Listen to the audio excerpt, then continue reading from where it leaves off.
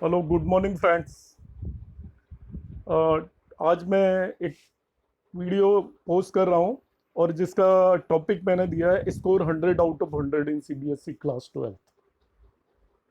अब score 100 out of 100 का यहाँ पे जो मीनिंग है वो एब्सोल्युटली 100 आप स्कोर नहीं भी करते हैं, मगर आपके नियर अबाउट 100 मार्क्स भी आते हैं तो that is as good as 100 marks. लाना क्यों जरूरी है, सबसे पहला पॉइंट ये उठता है। तो लाना इसलिए जरूरी है कि यदि आप दिल्ली के अंदर रहते हैं और आपने सीबीएसई के अंदर अच्छे मार्क्स नहीं आएंगे तो आपको कोई भी अच्छे कॉलेज के अंदर एडमिशन नहीं मिलेगा। Specially if you are a commerce student तो आपको कोई भी ऑनर्स में बेटर सब्जेक्ट चाहिए तो मिनिमम 95% तो आपके मार्क्स होने ही चाहिए। अब 95% मार्क्स लाने के लिए जो सबसे इजी वे है वो है कि मैथ्स में आप मैक्सिमम मार्क्स स्कोर करें, और सबसे आसान भी है मैथ्स में मार्क्स स्कोर करना। चाहे आपको मैथ्स टफ भी लगती है तभी भी मेरा यही मानना है कि सबसे इजी किसी भी सब्जेक्ट्स में मार्क्स स्कोर करना है तो मैथ्स में है। मैं आपको उसके लिए कुछ एक ट्रिक्स बताऊंगा, कुछ एक क्वेश्चंस बताऊंगा। आपको केवल काम ये करना है कि मैं जो भी वीडियो पोस्ट कर रहा हूं उन्हें आपने फॉलो करना है और ध्यान से देखना है। मेरे वीडियोस में आपको वो सभी क्वेश्चंस मिलेंगे जिनको आप साल भर यदि देखते हैं तो आफ्टर 1 ईयर जब आप 12th कर लेंगे और आपने यदि मुझे फॉलो किया है तो यू विल फाइंड कि आपके 100 मार्क्स होंगे।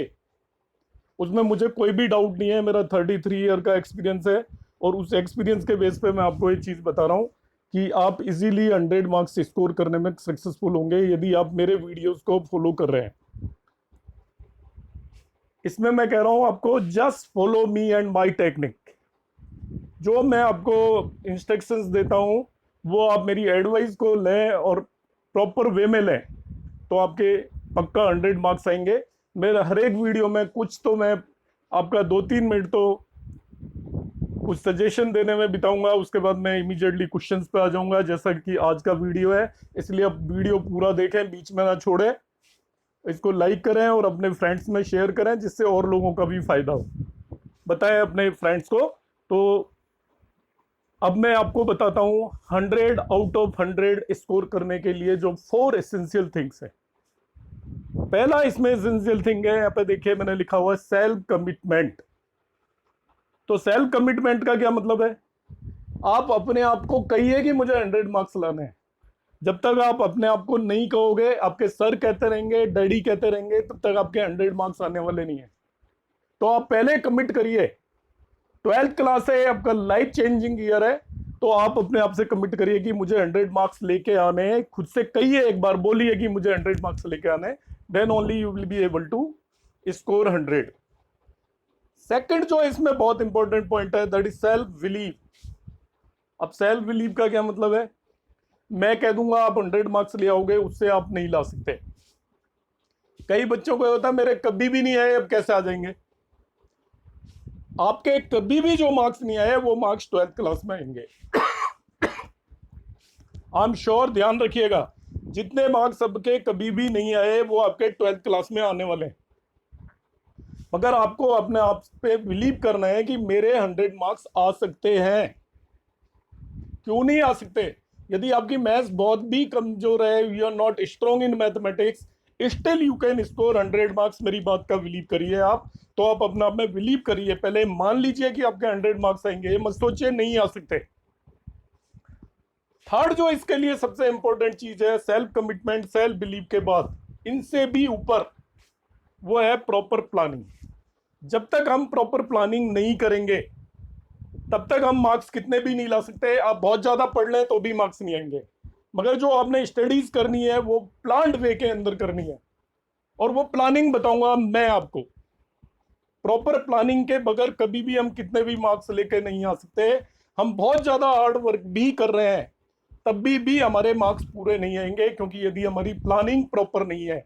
और प्लानिंग का पार्ट होता है रेगुलर वे में रिवीजन करना, कंटिन्यूअस स्टडीज करना, और कौन सी चीज पे हमें फोकस करना है, कौन सी चीज पे फोकस नहीं करना है, इस चीज को ध्यान देना। ये नहीं कि हम जो अनइम्पोर्टेंट थिंग्स हैं बहुत ज्यादा कर रहे हैं, आरडी कर ली, आर एस अग्रवाल कर ली और 10 बुक्स खरीद लाए बाजार से और सब कुछ कर रहे हैं, और एग्जाम में जाके आपसे क्वेश्चन नहीं निकलेंगे यदि आपने एक जरूरत से ज्यादा या जरूरत से कम चीजें की।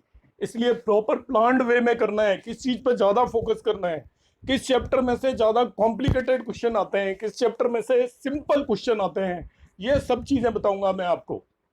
एनसीईआरटी में कहां पे ध्यान देना है। चौथी जो सबसे इंपॉर्टेंट बात है वो इन सभी के ऊपर है। देखिए इसमें इंक्रीजिंग ऑर्डर में है ये चीजें। सेल्फ कमिटमेंट से ज्यादा इंपॉर्टेंट सेल्फ बिलीफ है, उससे ज्यादा इंपॉर्टेंट आपका प्रॉपर प्लानिंग है, एंड सबसे ज्यादा इंपॉर्टेंट है इसके अंदर रेगुलर स्टडीज। आप अपनी स्टडीज को उतना ही रेगुलर रखिए जैसे आपको रोज खाना खाना जरूरी होता है, उसी तरीके से पढ़ना भी जरूरी है। आपको कितना ही इंपॉर्टेंट कोई भी असाइनमेंट हो, कोई भी काम हो, मगर आप स्टडीज से पीछे नहीं हटेंगे। आपका एक सर्टेन इंटरवल ऑफ टाइम के लिए आप जरूर डेली पढ़ेंगे। किसी दिन भाई वो मिस हो गया तो उसको आप एडजस्ट करोगे रिमेनिंग 2-3 डेज में। तो 12th क्लास में एटलीस्ट आप रेगुलर स्टडीज पे बहुत ज्यादा ध्यान रखोगे। ठीक है, तो ये 4 मैंने जो इसके फॉर्मूलेज बताए हैं, self commitment, self belief, proper planning and regular studies, आप सभी लोग इसको फॉलो करोगे। अब 100 आउट ऑफ 100 मार्क्स स्कोर करने के लिए हमें क्या करना है।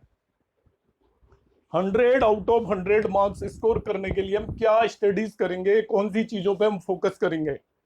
मैं पहले ही बता रहा हूं आपको कि बहुत ज्यादा भी नहीं पढ़ना है। ये नहीं कि आप बड़ी बड़ी बुक्स कर लो, बड़ी बड़ी प्रॉब्लम्स कर लो और आपको बेसिक आते ही नहीं हो, क्योंकि 80 मार्क्स का पेपर आता है, अभी उसमें 20 मार्क्स के आपके कंसेप्चुअल क्वेश्चंस आते हैं, बहुत छोटे, बहुत इजी। तो आपको क्या करना है, कौन सी चीज पढ़ाई करनी है, देखिए अभी से आप फोकस करेंगे। हम इसको स्टेजेस में मैं बताऊंगा आगे, पर अभी मैं आपको बेसिकली ये बता रहा हूं। सबसे पहला फोकस होगा हमारा आपकी एनसीईआरटी टेक्स्ट बुक के ऊपर। आप मेरी बात को नोट कर लीजिए, ध्यान से सुन लीजिए कि एनसीईआरटी टेक्स्ट बुक यदि किसी बच्चे ने अच्छे से कर रखी हो, पूरी तरह एक एक क्वेश्चन के उसको आंसर भी याद हो, तो 95 से कम मार्क्स उसके बिल्कुल नहीं आ सकते। मैं बता रहा हूं आपको, एनसीईआरटी में से 85 का तो एज इट इज पेपर आता ही है। मेरा पिछले 30 ईयर का एक्सपीरियंस है, पूरा एनालिसिस मैंने एक एक पेपर का किया हुआ है। तो मेरी बात को आप आंख बंद करके, कान बंद करके मान लीजिए कि 95 से कम मार्क्स नहीं आ सकते किसी भी बच्चे के जिसने एनसीईआरटी प्रॉपरली 12th क्लास की हुई है। मगर मैं 100 लाने की बात कर रहा हूं, तो 100 लाने के लिए आपको साथ में एग्जाम्पलर्स की प्रॉब्लम्स करनी पड़ेंगी। कौन सी प्रॉब्लम करनी है वो भी मैं आपको बताऊंगा, क्योंकि एग्जाम्पलर में कुछ कॉम्प्लिकेटेड प्रॉब्लम्स भी हैं। बहुत कॉम्प्लिकेटेड के चक्कर में भी नहीं पढ़ना है हमको। कभी कभार एक क्वेश्चन, 2 क्वेश्चन एग्जाम्पलर से आते हैं और उसी ईयर ये शोर मच जाता है पेपर बहुत टफ आया। आपको मैं बहुत बड़े एनालिसिस के साथ बता रहा हूं कि आप लास्ट 20 ईयर्स में कोई भी पेपर ऐसा नहीं है जिसके अंदर कोई क्वेश्चन बाहर से आया हो। It is either from NCERT और एग्जाम्पलर या थोड़ा बहुत वेरिएशन कर दिया होगा क्वेश्चन में। इसलिए आप ये बिलीव करके मानिए, आपके कहीं पे भी कोई भी कहता हो, आपका टीचर स्कूल में कुछ भी देते हो इंटरनल एग्जाम के अंदर, मगर आपका जो सीबीएसई बोर्ड एग्जाम के अंदर एक भी क्वेश्चन कहीं से नहीं आता। ये मेरा पूरा एनालिसिस है अच्छी तरीके से। तो अब मेरी बात में बिलीव करें, पहले एनसीईआरटी करें, एग्जाम्पलर की जो भी प्रॉब्लम मैं बताऊंगा वो आपको करनी है। और तीसरी चीज जो आपको 100 मार्क्स लाने में हेल्पफुल होगी वो है असाइनमेंट। मैं आपको असाइनमेंट्स दूंगा और असाइनमेंट्स में मैं आपको जहां भी इधर उधर जो भी क्वेश्चंस आए हैं वो सारे होंगे उसके अंदर इंक्लूडेड। ये तीनों चीजों को आप करिए, ये मिनिमम रिक्वायरमेंट है, मैक्सिमम की कभी कोई लिमिट नहीं होती। आप ये तीनों चीजें करेंगे तो आप 100 मार्क्स के लिए एलिजिबल होंगे। अब 100 मार्क्स लाने में और बहुत सारे फैक्टर्स काम करते हैं। देखिए आपकी स्पीड बहुत काम करती है मैथमेटिक्स में, स्पेशली कि आपकी यदि स्पीड कम होगी तो कांट स्कोर 100 मार्क्स। अब स्पीड बढ़ाने का तरीका क्या होगा, आपके किए हुए क्वेश्चंस आने चाहिए एग्जाम में। यदि बिल्कुल नए क्वेश्चंस आएंगे तो उनमें करने में आपको टाइम लगेगा, इसलिए आपके किए हुए क्वेश्चंस आने चाहिए। तो किए हुए कब आएंगे, जब आप बहुत अच्छे तरीके से एनसीईआरटी को करोगे पहले से ही। एनसीईआरटी में से 82-85 मार्क्स का पेपर आता ही है। अब आप एग्जाम में गए और आपको सारे क्वेश्चंस पहले से किए हुए हैं तो आपको वहां पे टाइम नहीं लगेगा, ना कैलकुलेशन में लगेगा, और आपको आंसर्स भी पता होंगे तो आप उन क्वेश्चंस को फटाफट कर देंगे। उसके बाद यदि 1-2 क्वेश्चन कोई नए भी आगे जो आपके नहीं किए हुए हैं तो उनको देने के लिए आपके पास टाइम होगा और you will be able to solve that.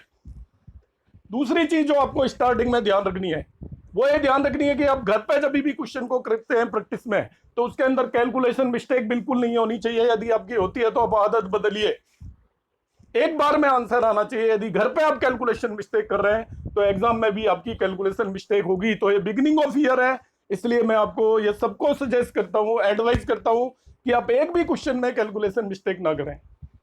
अभी से आप जब क्वेश्चन को आप सॉल्व करने लगते हैं तो उसकी कैलकुलेशंस को ध्यान से करें, पहली बार में ही आंसर आना चाहिए। यदि आपकी कैलकुलेशन मिस्टेक हो रही है तो आप समझ लीजिए फिर आपको डिफिकल्टी होने वाली है, उस चीज को स्लोली स्लोली इंप्रूव करें।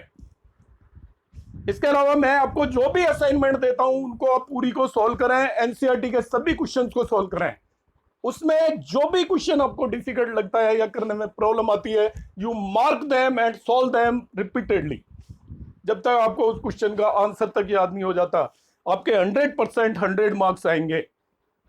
वीडियो में मेरी थोड़ा लेंथी होता जा रहा है, इसलिए मैं इसको यहीं स्टॉप करता हूं।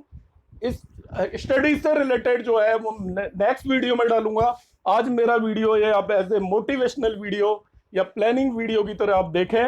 यदि आपको अच्छा लगता है तो इसको लाइक भी करें, शेयर भी करें। Thank you.